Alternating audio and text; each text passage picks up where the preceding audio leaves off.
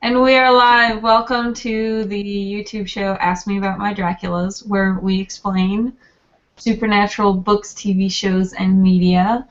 If you're unfamiliar with the show, we usually have one person in each episode who has not seen what we're talking about. I am one of your hosts, Kel McDonald, and I draw comics that you can read at kelmcdonald.com. And I'm Ma'at Crook. I'm a artist, a speaker, a writer, Renaissance person. You can find me on Twitter at Ma'at Crook. And I'm Lucy Bellwood. I also draw comics that you can read on the internet at my website, lucybellwood.com, or you can find me on Twitter as @LuBellWoo.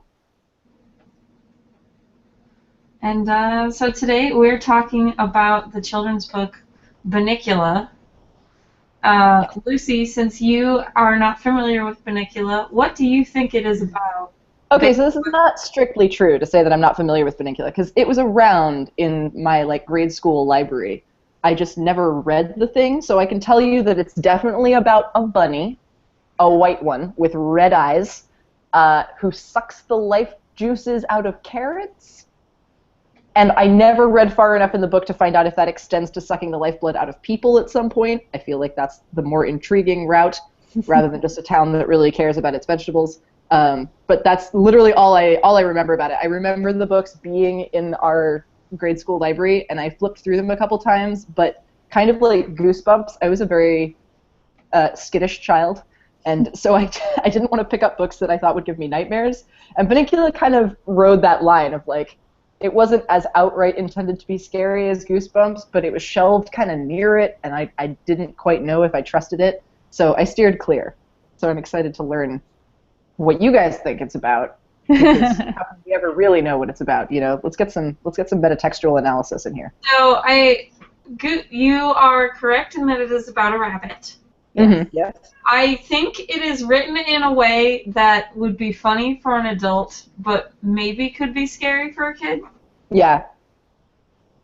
Because it's a lot of parodying classic horror movies, I feel. Yeah. The family, the Monroe family, Yep. brings home a new pet, and it is a rabbit that has a black patch on it that looks like a cape, and they found the rabbit outside the movie theater when they were seeing Dracula, so they name it Bunnicula. Yeah. Wink, wink. Fuck, maybe I have read this book. I don't know. Maybe I did read it. We'll find out. The more you tell me, maybe from the point of view will come back. Howard, Harold. Harry, the family dog. Harold. Oh. And Chester is the other main character, who is the family cat. Okay. The vegetables in the fridge start to go white because something is sucking the juice out of them. And Chester comes to the conclusion that this rabbit that sleeps all day is clearly a vampire because it's all day.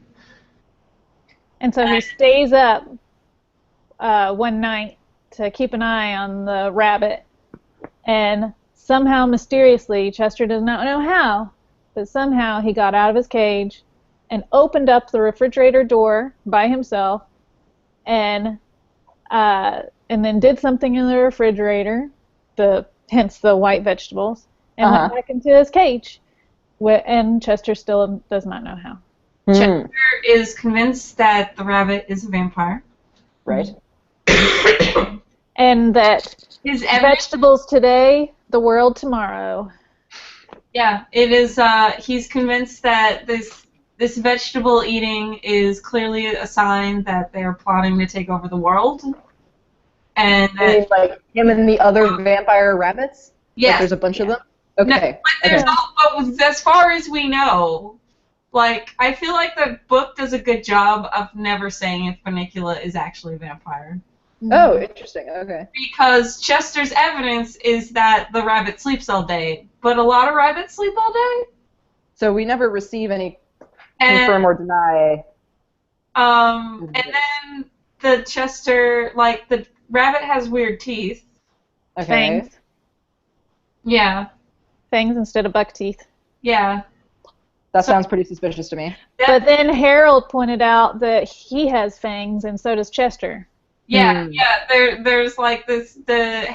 Harry points out that this is pretty flimsy evidence, Cat, because you also sleep all day and have fangs. Yeah. And we have such beautiful scenes as Chester reads that you kill a vampire by putting a stake through its heart.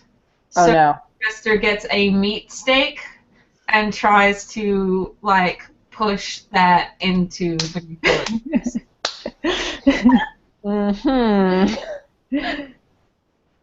And the cat and Bunnicula sleeps throughout the whole thing, so he must not be very strong, Chester. It's very like, yeah, this is a thing that will work. Not Obviously. And then I tried to. This is the first book, and it got adapted into like an animated series, like an animated short. Just a 1 30-minute thing. Yeah. Oh, okay, not a. So it's not a series. It was just a short, and in the short, it is very obvious that Bunnicula is a vampire because he flies around and has a cape. Yeah, he grows like bat wings and flies, and then can levitate things. Yeah, he's very clearly a vampire. Like, and it seems like the people who made the cartoon, I guess, thought that the children's book was too boring because there's a lot of like, we're at the supermarket and all the fruit in the display fell down. What? Because Bunnicula got out of his shoebox. Oh no! Yeah.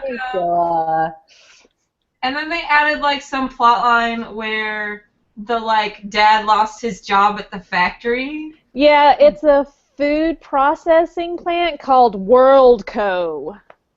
So they keep like just going back to that randomly, and that felt really weird and out of place. Yeah, everybody loses their jobs because there's a bunch of unexplained accidents that happen. And Bunnicula in the cartoon is found outside of the plant with a little note written in Romani and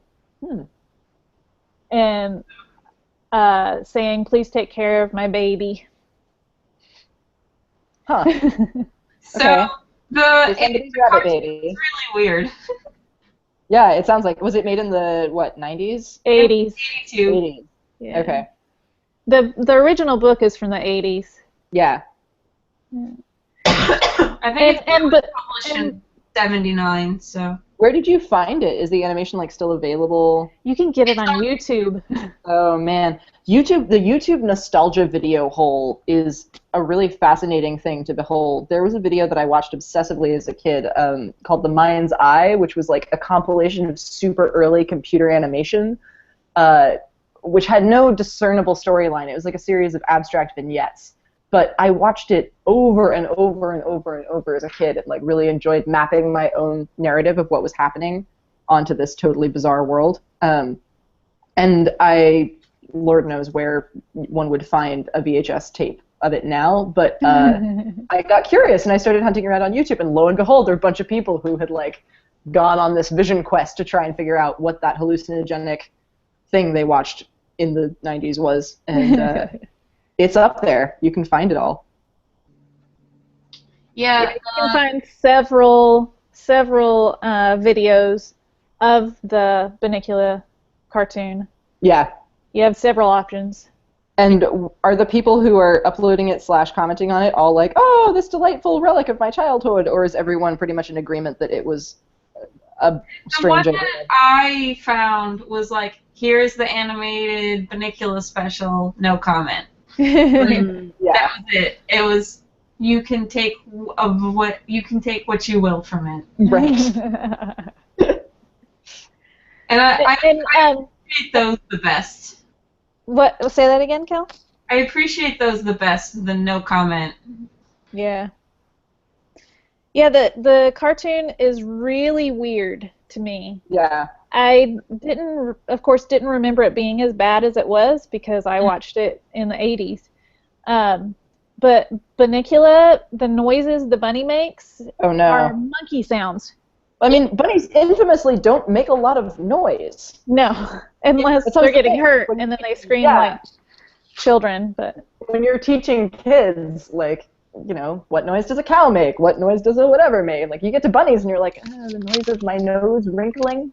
Bunnies. monkey sounds, monkeys. So, Bunnicula, the book, like, ends with the cat ruins everything and the family, like, locks the cat outside because the I cat... was gonna ask what the interaction is if the cat keeps getting caught out and the family's like, oh my gosh, this is all your fault, and the cat feels like... Yeah, it's basically the cat keeps trying to, like, do stuff to Bunnicula's cage, and the family, I guess, just assumes that the cat is trying to kill the rabbit.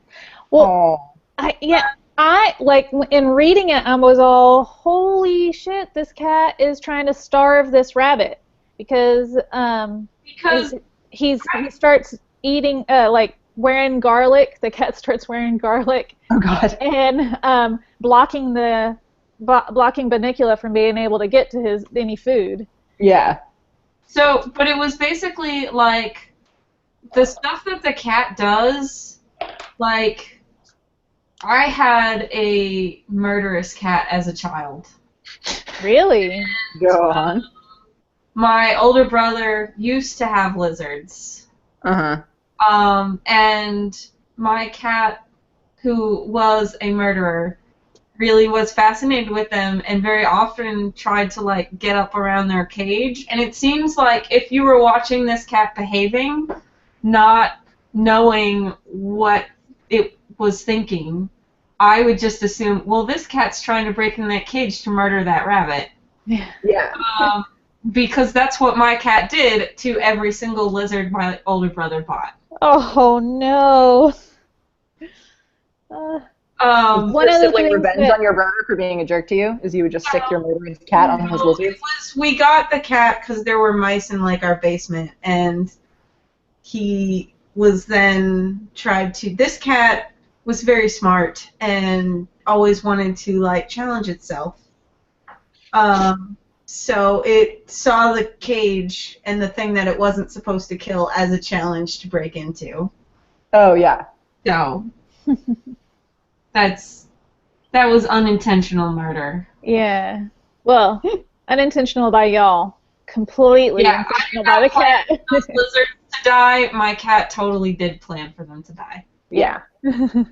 Credit where credit is due. This cat, he would take chipmunks in the backyard and he would cripple them and leave them on our back porch and then hide under, like, the patio furniture. And Oh dear. then when a crow came to finish off the chipmunk, that's when you get the crow. Oh shit. So when I say this cat was freakishly smart, I'm not, like, exaggerating his Shooting your own cat horn, Yeah. as it were. Wow. That's pretty ingenious. Yeah. So Really baiting.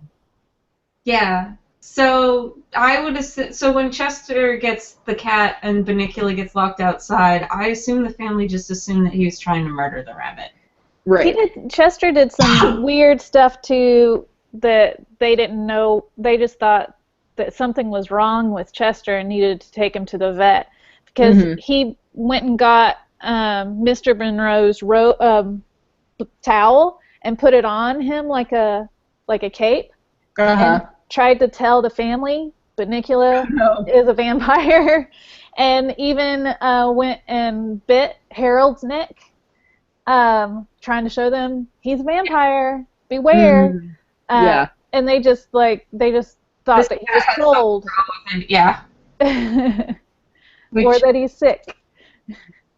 And I feel like that's fair on the family's part. Yeah. So when they take him to the vet, a lot of what many happens? Sylvester and Tweety, like cartoons. Say that again. Sorry. Oh, this sounds like the plot of several Sylvester and Tweety cartoons. There's like a Isn't there one where a Jekyll and Hyde spin-off where Tweety drinks a horrifying concoction that turns him into this huge hulking bird monster? Yeah, I remember And that one. Sylvester's the one who keeps getting blamed for all the stuff that's going wrong because of the destruction that Tweety is. Yeah, only this is Bunnicula's not really destroying anything. No. Right. Stuff in like their produce drawer. They just think that it's like the food is going white because there's some weird mold. Mm. Hmm. And Chester So ends this up person getting never- cat therapy, after the whole ordeal. Wow. What does cat therapy look like? I don't know. Just his doctor's name is Dr. Katz. That's all that we know. Or- And how does it end? What are we left with? We're left with the Monroes decide to switch supermarkets because there's a weird mold that keeps showing up on all their vegetables. I see. And Bunnicula gets sick because Chester blocks him from being able to eat anything. So they take him to the vet and find out that no, he just needs to be put on a liquid vegetable diet. so they're just leaving vegetable juice for Bunnicula. So Okay. That's it. That's how the first book ends. yeah, And, Bunnicula being a vampire is not a problem. right. Nor is it like discovered that that's actually what's going on. Right. The family doesn't know. Yeah. Okay. And there's a franchise. So book 2. Talk me through it. Book 2 is the family goes on vacation and they leave Chester and Harry at a kennel. And the book's called Holiday Inn. And Chester Totally read these. I totally must have read these, and I have zero recollection of it whatsoever.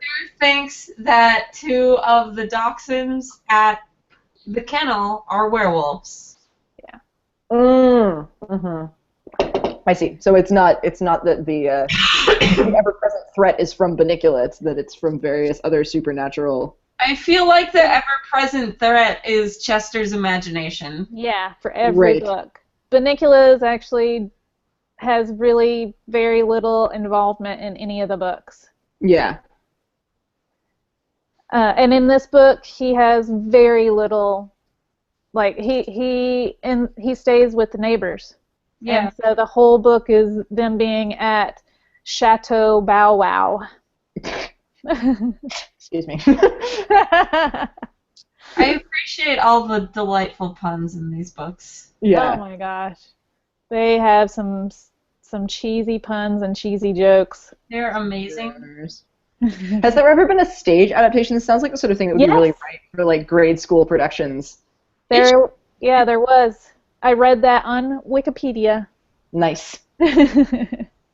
Poor man's reference library. Yeah.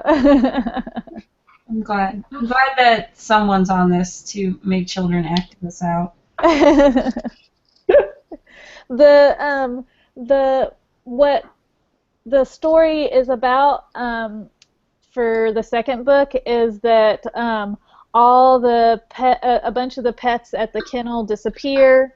Chester is thought to have been poisoned and killed. Stuff gets dark. Yeah. And the 2 Dachshunds, the long-haired Dachshunds, they act really strange, and so does a dog named Taxi. And Chester thinks that Chester convinces Harold that there's like killers there at the kennel.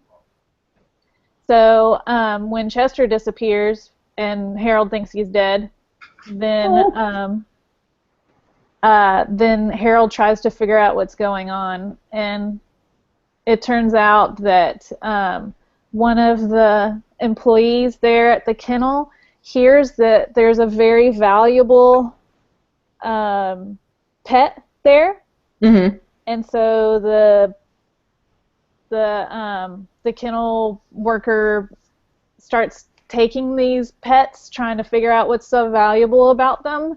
Oh. And it turns out the valuable part was that the one of the Dachshunds is pregnant and has puppies, and they are purebreds, so that's why they're valuable. Yeah. That's it. So, yeah. So what lesson do we think children are learning from the series? And that they shouldn't have such overactive imaginations. Very much the lesson of Scooby-Doo in that it's not really supernatural shenanigans. And Yeah. maybe chill out. Yeah. I get, but like a cat that reads, because Chester reads a lot, and then Harold is actually the author of these books. The dog writes these books. That's pretty supernatural. Yeah, you'd think somebody might have commented on that at this point. So, and then like the third book is The Celery Stalks at Midnight, and that's my favorite. Oh, why is it your favorite, Kel? That's my favorite title because it's fun. Yeah, that's probably the best title out of all and of what them. is the supernatural foe in the third one? They think that the vegetables that Bunnicula is eating are coming alive and going to take over the town. So zombies. I don't remember what it is about, and I don't remember what his evidence is that this will happen, but I know what he thinks will happen. Like everything else, it's very flimsy evidence. He just imagines that because Bunnicula is a vampire and he bites the vegetables, then they must be coming to life soon. Somehow. Yeah. And Bunnicula disappears in this one, right? He's in there, but like it's mostly about will his vegetables kill us all. Yeah. But Bunnicula disappears, and then Chester and Harold and the new dog, one of the puppies from one of the werewolf puppies, Howie. They go out. They escape from the house and go out looking for Bunnicula. And because Chester thinks that Bunnicula and the vegetables are going to take over the world. So. What is the approach of the other animals in this? Are they like, Chester, no, you've cried wolf too many times, we're done with this? Do they ever get fed up, or are they just as susceptible to his hysteria? Howie is totally susceptible to Chester's hysteria. Little kid, puppy. Yeah. You know? Yeah. It's all worked out real easily, and then Harry, I feel like, is all like, Chester, no, stop. But he does eventually, believe some of the stuff that Chester's saying, or at least takes it somewhat seriously. Yeah. Enough to go find out for himself. Yeah. Good skeptical role models there. And all the pets are wandering around the town trying to hide from everybody, thinking they're going to get caught by the Monroes, or they're going to get caught by the vegetables. And then between that and getting distracted by food smells, they later on come across this giant cake. This giant carrot. Okay. And Chester, it's a big giant white carrot, and Chester attacks it, and it turns out it's a carrot cake. A carrot cake with white frosting. It's shaped like a carrot. The giant monster vegetable cake. Yeah. And the cake is there because there is some school fair going on, and Bunnicula is actually in some pet show. Rabbit pageant. That's why he's been missing this whole time. Oh. Of the end. Bunnicula. I think we should be, Chester. Yeah. Crazy animal. Yeah, this is a fascinating premise, I feel like, for a franchise. I think that Bunnicula gets a ribbon too, but I'm not sure what place. Yeah. I think he should win simply because he has a weird Dracula cape pattern on his back. And glowy red eyes. Well, there's a lot of rabbits with red eyes. Really? Yeah. Red eyes are like kind like of rats. too. How? They, I think of those as pink eyes, and the description of Bunnicula's eyes, I imagine like the color of my couch. glowing red hellscape. Yeah. I always just assume they're like pink rabbit eyes. That never occurred to me until y'all said that. This is why we have book groups for this kind of thing. I love the illustration. I'm going to pull up the illustration for the celery stalks at midnight. Yeah, because I remember all the artwork far more than I remember anything to do with reading the story, even though I feel like I must have read this. The idea of a rabbit with fangs being a vampire totally got me as a kid, and it captures my imagination way more than anything in the books does. Well, the Yeah, celery it's funny how that stalks works. at midnight cover was just like a giant celery. I don't know how to spell celery, apparently. Celery? Salary. The celery stalks at midnight. I'm vaguely remembering that cover, Kel. Here we go. This is the cover that I remember as a child.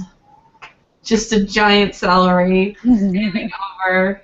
And a very confused looking dog. Yeah. There was a whole, man, I'm just thinking about, like, Homeward Bound and, like, all of those. There's a whole genre of Kids like it. animal, yeah, like, animal adventure films. Mm-hmm. Still with that era where, you know, you couldn't just do animatronic or animated animals in a live-action film. Right, you just have to feed a dog peanut butter and then Yeah. dive over there. Do some footage of a cat running along drainage. Trying to get them to talk. Their mouths do not move in that, and I'm glad that they don't. Yeah. Just running around. Blah, blah, blah, blah. The next book is called Nighty Nightmare. Oh, I never got to that one. Is there a horse involved? No, there should have been, though. I'm looking for the pun, you know, there's got to be a pun. Yeah, there's not really a pun in this title, I don't think. Yeah. Mr. Monroe wants to go on some adventure, and so they go camping together, and they take all the animals but Bunnicula. Bunnicula stays over at a friend's house, who also has a rabbit. Oh, okay. And it's apparently St. George's Day, which I'm not familiar with as an American. Anybody know what St. George's Day is? Don't know what that is. You mean like of St. George and the Dragon fame? Maybe. I'm not sure. I didn't actually look into it. All I have to go on is what Chester told me. And Chester said that that's the day that the evil spirits come to Earth. So it sounds kind of like a Halloween day. Huh. Are these books set in America? Are they set in the UK? Are they? I'm wondering Canada or UK. I don't know. Maybe it's Canada. They have there's a town near them that is called London, but it's not the London in England. So that makes me think that it's somewhere else. Yeah. Interesting. Yeah. So so Chester's thing that he's afraid of this time is serial killers. Okay. And they go out to a lake where they meet Bud and Spud.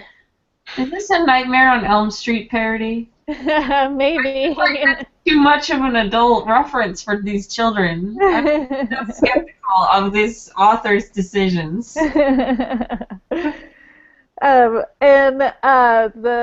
pets, the Bud and Spud also have a dog named Dog, D-A-W-G.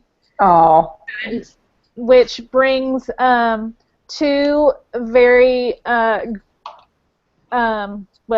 that brings two puns. I won't say they're wonderful puns, but two puns.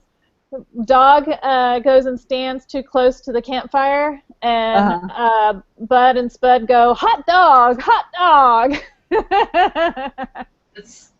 Oh boy. And then the second pun is when the bulldog, disappears, and Howie says, "Dog gone." Ah. I support. Ah. Great. Bud and Spud are weird. One of them carries a knife, an open knife around with them everywhere, which is very suspicious. Okay. So I was been sitting here trying to think of where are Londons that are not in England, and I know that there's a London, Tennessee. Okay. So because their names are Bud and they're running around with a hunting knife. And they do speak country. Bud and Spud do, but not the Monroes. So that makes me think it's probably in like Tennessee. Yeah. Interesting. Yeah. Maybe this is just a holiday that was invented for the purpose of the book. Yeah. Well, yeah, I don't know.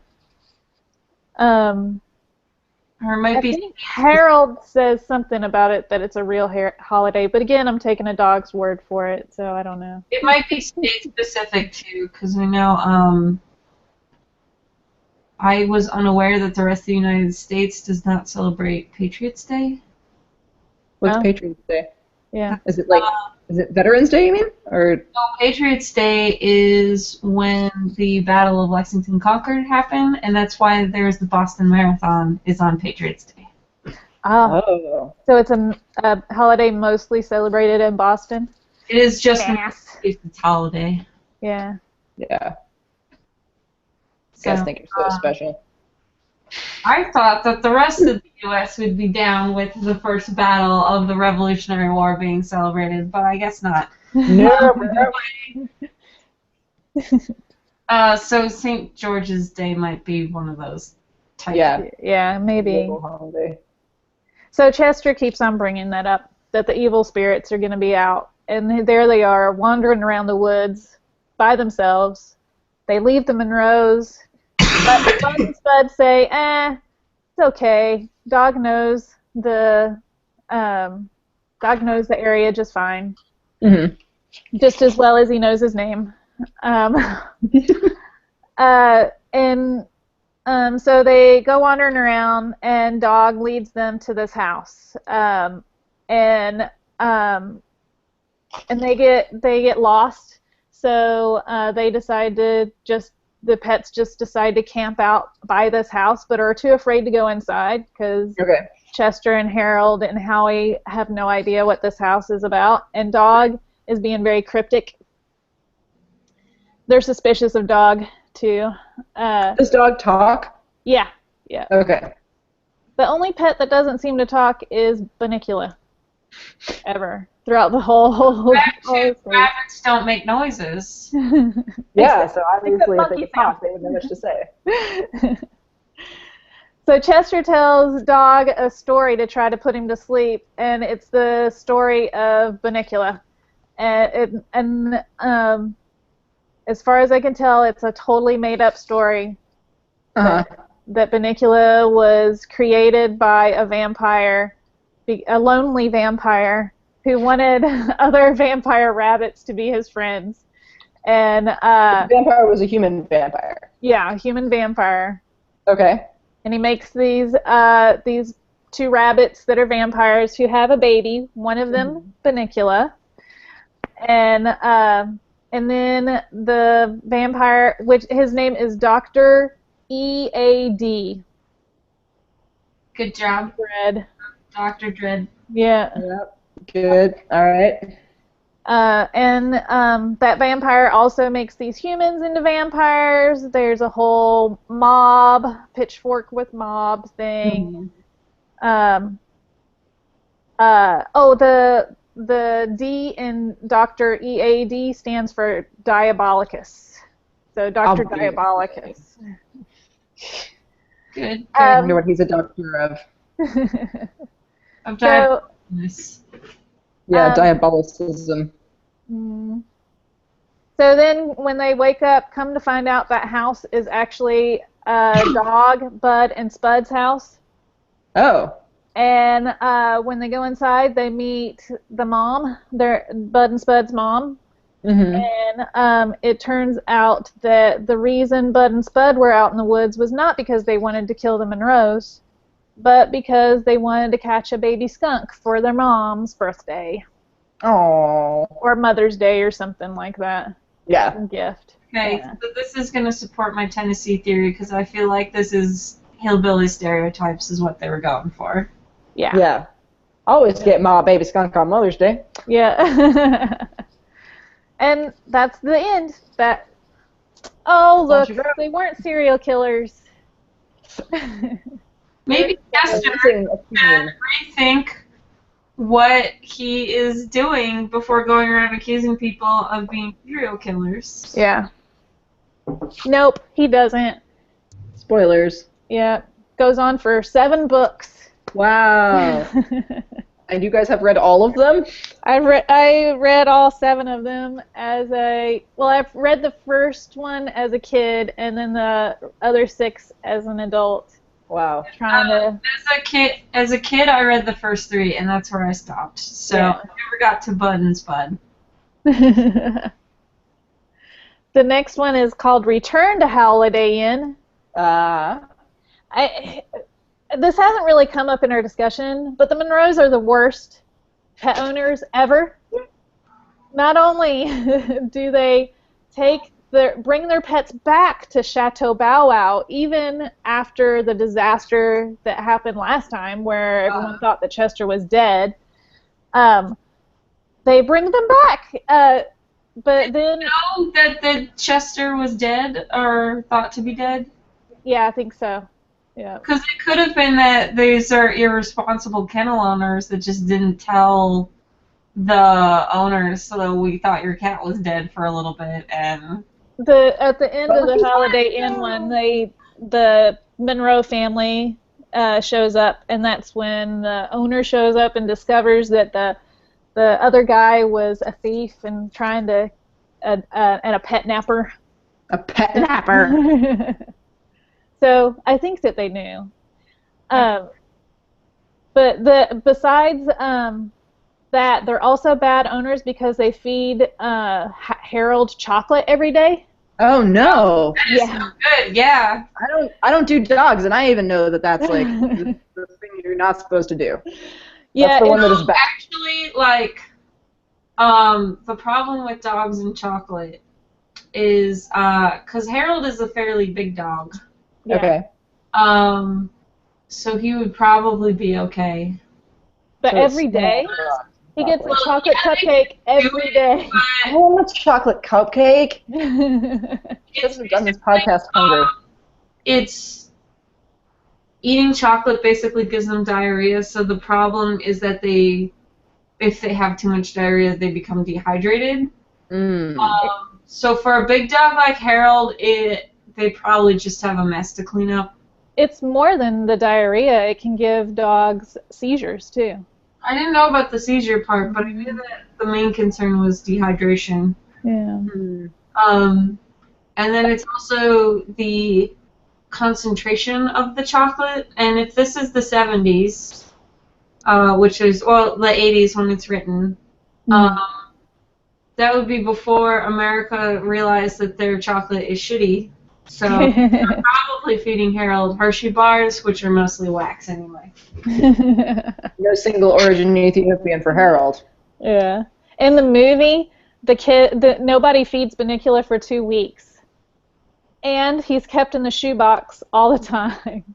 And nobody thinks this is weird. Yeah. And in the books, it's mentioned that Bunnicula is never allowed out of his cage, which is really tiny because Chester sneaks in from time to time and has to squeeze past Bunnicula.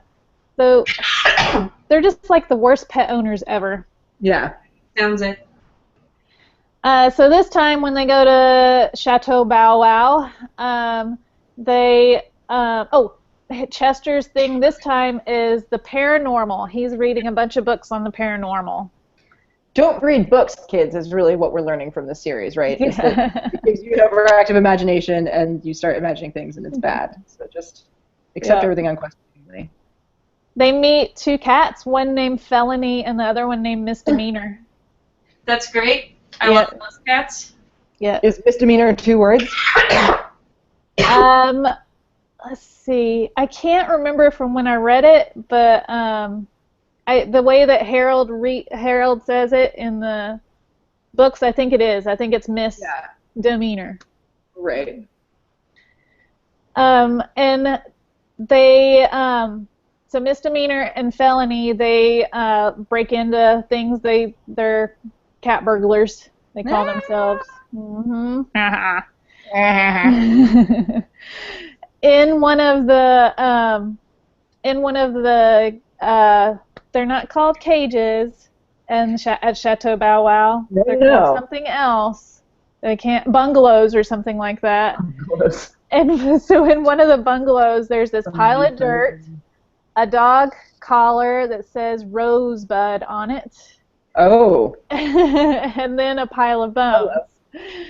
And this a disembodied voice talks to all of them and says that their name is Rosebud and that they were killed and that there's a horrible secret at Chateau Bow Wow.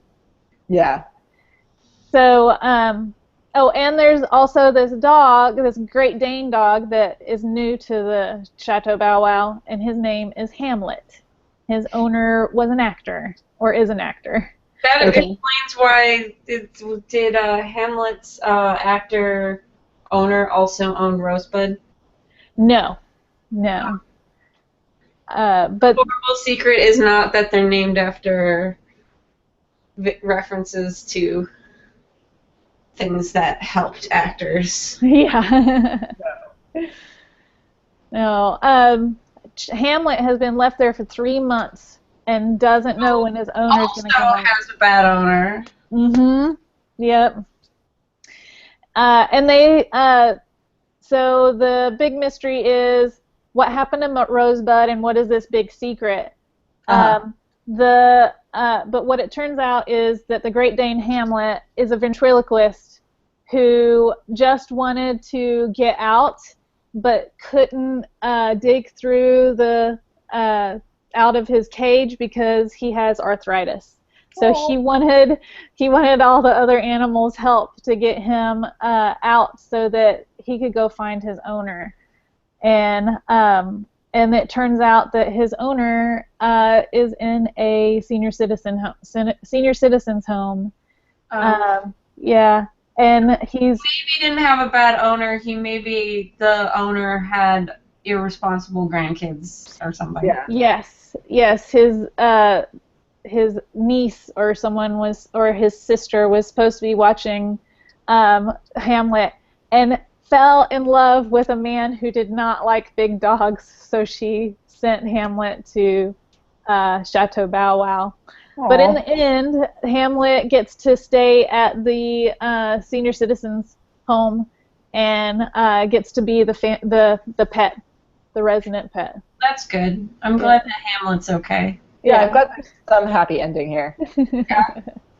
I was really invested in this dog's happy ending. I don't care about people happy endings, but this dog. It doesn't sound like the people have much truck in the greater scheme of the Bunnicula. Yeah. You've got a quadrilogy. What do you call a 7-book series? A septology.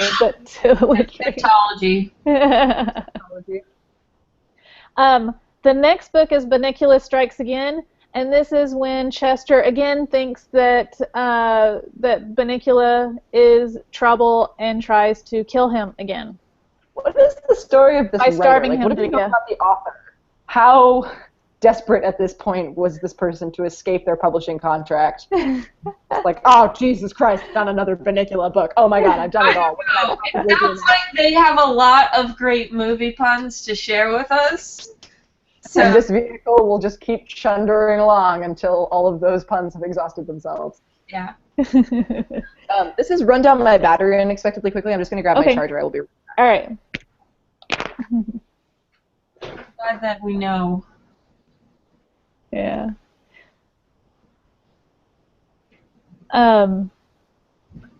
Bunnicula gets sick, but rather than Chester and Harold thinking that, oh, he's getting sick because Chester keeps drinking all of Bunnicula's juice. Yeah, rather than the rabbit is sick due to starvation, we're going to go back to vampire theories. Vampire theories, and that Bunnicula is looking for his mom. He's just lonely for his mom. All right, we're in business. Oh, I forgot you had earbuds on, so you couldn't hear any of that. Oh no, what did I miss? They think that Bunnicula's sick because, not because Chester is starving him once again, but because, what was it, Ma? He's lonely and misses his mom. His mom that they made up in another book. Yeah. Right. So, but Bunnicula gets taken to the vet. Chester eats a plant so that he'll get sick and gets taken to the vet. But Bunnicula escapes, and Chester's still locked in the cage. And Bunnicula, for some reason, goes back to the theater where he was found in the first book. And just when the theater is being torn down, Chester chases after Bunnicula to stop him, and but at the very end of the book, it turns out that Chester has a change of heart when Bunnicula is covered, like some debris falls on Bunnicula. Chester tries to tell the family and the construction crew, no, we've got to save Bunnicula. Chester finally gets his shit together. And they become best friends. And Bunnicula still doesn't say anything. No, Bunnicula never says a word. This really reminds me of the Greek play Alcestis, which is a weird. It's like a lesser known sort of tragic comedy. It's kind of to Greek tragedy what The Winter's Tale is to most Shakespeare. It's like one of those plays where you look at it and you're like, well, everybody kind of gets what they want, but there's some really problematic stuff here where, like, the long story short is that the king is fated to die. His wife Alcestis dies in his stead by her own decision. And before she dies, makes him swear that he will not take another woman as his wife. And then through a sort of bizarre series of events, Hercules comes to stay as his house guest, and the king refuses to tell Hercules that his wife has died. So Hercules is like feasting and carrying on as if there hasn't just been a death in the household, and the king doesn't know what to do. And eventually Hercules finds out, and he's like, well, now I'm super embarrassed because I've been acting like a dick, and you guys are trying to mourn the loss of your wife. And so he goes and wrestles with death to get Alcestis back from the underworld, brings her to the king veiled and concealed, and is like, look, you've been such a great host to me. As a token of your appreciation for your hospitality, here is this nymph that I have acquired for you. You must take her as your bride. Wow. Or, take her into your household. And the king is like, no, I can't. And he's like, no, I insist. And the king says, no, I can't. I made this promise. And Hercules is like, no, you have to take this woman. So you don't understand. And he takes the woman and then lifts the veil, and we find out that it's Alcestis, and he's like, oh, happy day. But what I love about the play is that, like, well, where do we stand on that? Because she doesn't speak. Like, we don't hear her speak once she comes back from the underworld, so we don't know if her take on it is, you D-bag, you reneged on your promise, and you swore not, had this been another woman who wasn't me, you would have broken your promise. But it is me, so we get to live happily ever after. And I just love the ambiguity of it, that, like, you don't know what her take on it is going to be. It's a weird and fascinating play. Anyway, I feel like Bunnicula in this moment. I'm trying to do my best to make this intellectual here. There's not a lot of meat to this, Listen, you missed our Circus de Freak episode where we just discussed how hot snake guys are. So we've completely blown any chance to be literary. That's why you invite me on. All right, I class up the joint. Yeah, you totally class up the joint. And you brought up R.L. Stein, is that right? Yeah, Goosebumps. Well, the next book, the last book, is called Bunnicula Meets Edgar Allan Crow. Oh my God. And it's from Howie and Pete, one of the sons. It's their favorite book series is called Flesh Crawlers, which is totally Goosebumps. Yeah, totally. It's admittedly referring to Goosebumps. Uh-huh. And the name of the author is called M.T. Graves, and he has a pet called Edgar Allan Crow, who is a crow. Oh golly. And Howie and Pete are super excited that he's coming. Pete that he's coming to their house because Pete is a winner of a contest. Okay. And of course Chester is this guy is creepy. It says in his bio that he practices creepy. Say it again. I said, Chester, you're creepy, running around accusing people of being vampires. Yeah, and he's reading M.T. Graves' bio. He raises bats. He's a sorcerer. This guy is trouble. We can't have him in our house. He's gonna try to turn us into bats.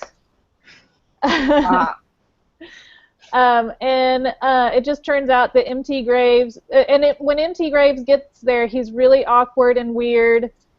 He speaks he's a writer. Yeah. He speaks really haltingly. He carries a black bag around with him that he tells everyone not to touch. I will pick it up. And he's really suspicious. He asks for all these weird things like, I want a salad left by my bed, no dressing, and I want Bunnicula to sleep in my room with me. Really creepy. Weird. I want your pet in my bedroom. Yes, that is weird. Yeah. And it turns out that M.T. Graves is just really shy and awkward, and what's in his bag is a bunch of stuffed animals that he likes to sleep with. And because of J.K. Rowling, because he says ever since a certain Wizard Boy series has come out, I've lost my confidence with writing, and little autobiographical detail going on in here. Probably. So these have been coming out like more. Well, no, I guess there was overlap there. Harry Potter came out in the late 90s. Yeah, late 90s. I think this book came out in 2006. Oh, wow. Okay. Interesting. And so M.T. Graves has just felt awkward and shy. He's afraid of dogs. He's afraid of dogs barking at him. And of course, Howie has a horrendous werewolf howl.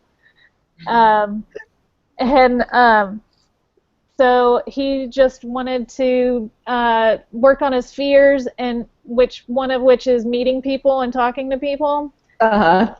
And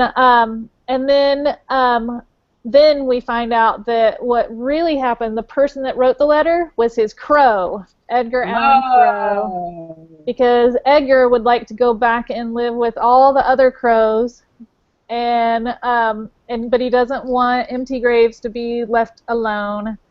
So he wants to convince the family to let M.T. Graves keep Bunnicula.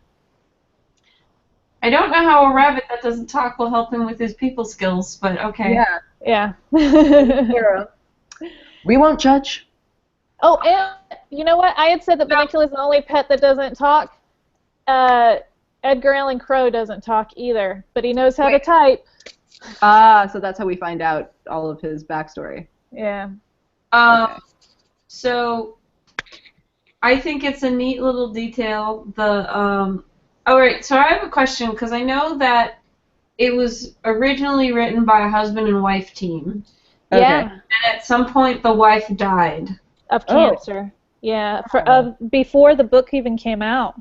Before the first book came out. He helped write the first book. All the sequels are the husband. Yeah. Yeah. Okay. Yeah. Interesting.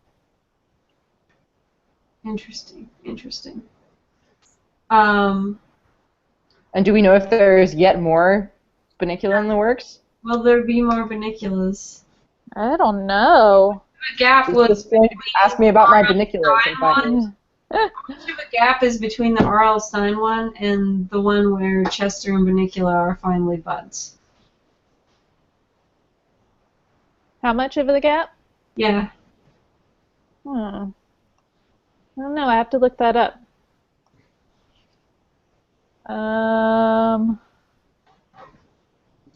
Let's see.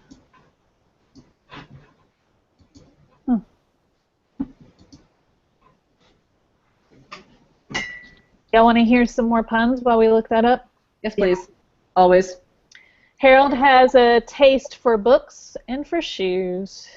There's a lot of, it's a hair-raising tail. Or it's a hair-owing tail. Oh, very nice, very nice. There's also when Chester tells Howie, we've got to stay on our toes, and Howie says, I can't stay on my toes, I'll tip over. Good. And then we've got to let the cat out of the bag, and Harold says, but Bunnicula is a rabbit. So Bunnicula Strikes Again, when he almost dies in the theater, came out in '99, and then Bunnicula Meets Edgar Allan Poe came out in 2006. So that's 7 years. Wow. Yeah.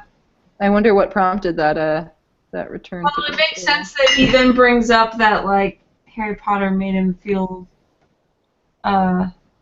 less confident as a writer. Yeah. Fun-filled things. Interesting. Howie knows where stories come from. Oh. Big buildings. Oh, God.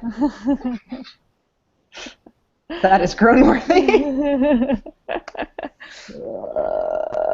Spud says Bud says to the Monroes that Spud knows these parts like he knows his name. Spud, take these folks out to the falls. Spud, I'm talking to you.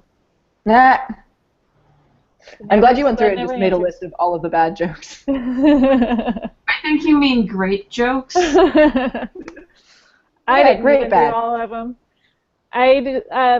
In listening to them, there were so many times where I just rolled my eyes and groaned, and then I thought, why aren't I writing this down?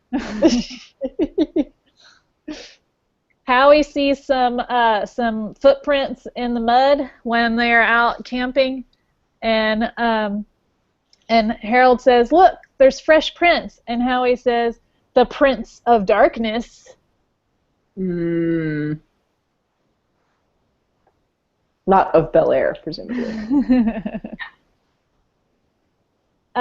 Somebody calls everybody a chicken, and Howie says, "We're not a chicken, are we, Pop?" Because Howie calls Chester his dad, Pop. Oh. "We're not chicken, are we, Pop?" And then Chester says, "Brock, bark, bark, bark." And Howie says, "That's pretty funny. You're a regular Henny Youngman," which is an old school comedian guy. Just to like let kids know about all these old movies. Yeah. When I was a kid, I went to the zoo. I think I was in elementary school, maybe. We all went to the zoo, and there was a big-nosed baboon there, and his name was Jimmy Durante, and I was the only kid that belly laughed at that. Oh. I bet you some zookeeper was really happy, though. When Howie says to Chester how funny he was that you're a regular Henny Youngman, he also said, "Yep, that was pretty funny. Just make sure the next joke doesn't lay an egg, though." This makes me sad. Oh, these are great. Great, Lucy. The last one that I wrote down, Harold overhears that he and Chester are going to be boarded at Chateau Bow Wow, and he runs to Chester, not knowing what boarding means, and he says to Chester, "Chester, the Monroes are leaving, and they're going to do something to us with boards." I like that one. That's it. That's all I got. Waterboarding. I had that thought too. These took a grim, dark turn. Yeah. Pet torture. Oh no. Bad situation. So that's all I've got on Bunnicula. Well, I've learned some valuable lessons today. Don't listen to your cat when he believes that your rabbit's trying to kill you. Mm-hmm. Yeah, Dog. so Bunnicula, even if he was a vampire, that's not a problem. Yeah. Because he doesn't eat people. People Yeah. are never feral in this series. No living thing is in trouble in this series. Yeah. It is only the cat's problem. Although poor Bunnicula gets a lot of harm from Chester. Yeah. A lot of starvation going on. Not nice. That's just the go-to move. Yeah. Cats are dicks. Yeah. And also avid readers. So this is what we've learned. Don't read books, kids. Stay away from rabbits. Don't jump to wild conclusions about vampires. Yeah. And I think that's it. Yep. That's all I got. Wrap this bad boy up. Thanks everyone for watching. Thank you, Lucy. Thanks for having me, guys. Yeah. I'm glad we could tell you about vampire rabbits. Yeah, Bye, everyone. I feel like I've grown as a human being. Yeah. Bye, everybody. Bye. We'll see you 2 weeks from now.